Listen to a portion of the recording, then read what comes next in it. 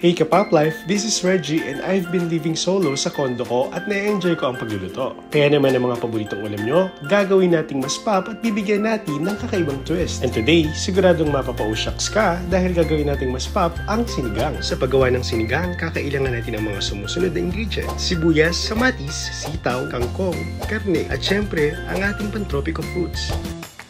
Igisa ang sibuyas at kamatis. Pagkatapos, ihalo ang ating pantropiko fruits. Siguraduhin mahalong mabuti para mas lumasa ang mga prutas. Pwede nang isama sa sangkutsa ang karne para manuyot ang lasa. Para sa sinigang na pakwan, maghahalo tayo ng sampalok mix. Naglagay din tayo ng patis para pampalasa. Maaari nilagyan ng tubig para sa sabaw. Pakuluin at ihalo ang mga gulay. Pagkatapos ng ilang minuto, luto na ang ating pantropikong sinigang. At para husgahan ang ating pantropikong sinigang, food tasting tayo with Nikki Morena.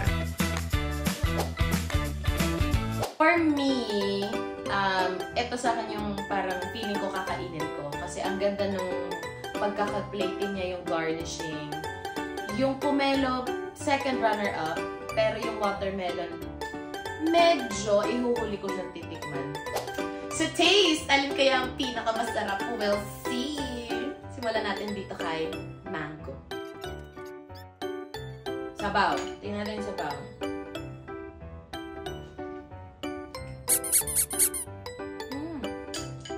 Parang hindi siya masyadong nakakaumay kasi merong pangontrang magat. Next is the watermelon. Hindi, si pomelo pala yung susunod kang titikman. Ito na.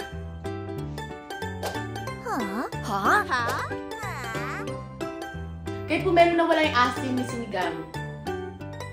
Kasi si pomelo may sarili siyang mundo. Like, pag kinain mo yung pomelo, yung pulp ng pomelo, with the sabaw, magiging pulp friction siya. Eto na!